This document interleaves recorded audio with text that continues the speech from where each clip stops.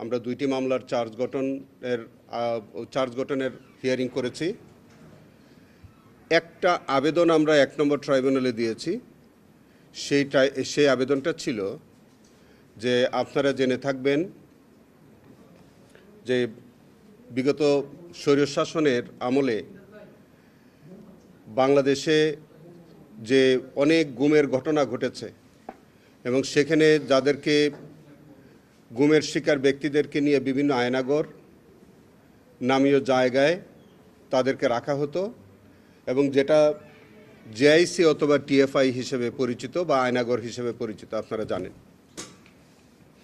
এরকম যে আয়নাগরের মধ্যে উল্লেখযোগ্য আয়নাগর ছিল, যেটা এখনও আছে আমাদের হেফাজতে সংরক্ষিত, সেটা হচ্ছে ডিজিএফআইয়ের কমপ্লেক্সের ভিতরে কচুক্ষেতে ক্যান্টনমেন্টের ভিতরে একটা আয়নাগর, র্যাব 1-এ একটি টিএফআই সেল, আরেকটি আছে আমাদের ডিবি কার্যালয়ে।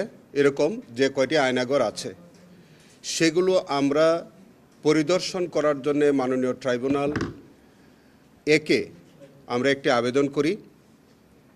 আপনারা জানেন আমাদের প্রচলিত আইনে আমাদের ডোমেস্টিক লতে 539B-তে এই প্রভিশনটা আছে। রুম স্ট্যাটিউটের রুল 7 এবং রুল 73-তে সেই প্রভিশন আছে যে ট্রাইব্যুনালের বিচারক মহোদয়গণ তারা কোনো ঘটনাস্থল মামলার স্বার্থে তারা পরিদর্শন করতে পারেন। পৃথিবীতে এরকম রুয়ান্ডা ট্রাইব্যুনালে এবং যুগোস্লাভিয়া ট্রাইব্যুনালে এরকম 2টি ঘটনা আছে। সেখানে ট্রাইব্যুনাল সরজমিনে ঘটনাস্থল পরিদর্শন করেছিলেন এবং সেইটি মেমোরেন্ডাম হিসেবে নিয়ে সেটি বিচারের কাজে ব্যবহৃত হয়েছে। আমরা সেই নজর উপস্থাপন করেছি।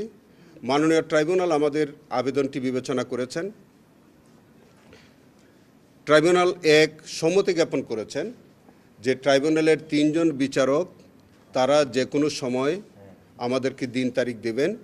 এই যে আয়নাগর নামীয় যে ক্রাইম সিন যেগুলো আছে সেগুলো তারা সরজমিনে পরিদর্শন করবেন এবং নিয়মটি হচ্ছে যে এই পরিদর্শনের ক্ষেত্রে সম্ভবত তারা আমাদেরকে নোটিশ করবেন এবং যদি আসামি পক্ষের কেউ যদি যেতে চান তাদেরকেও নোটিশ করবেন এবং যৌথভাবে সেই পরিদর্শন কার্যটি সম্পন্ন হবে। সেটি মঞ্জুর হয়েছে। যে কোনো দিন তারিখ ঠিক হবে, তারিখ ঠিক হলে আপনাদেরকেও আমরা অবহিত করব। আরেকটি বিষয় হচ্ছে যে আজকে ট্রাইব্যুনাল 2-তে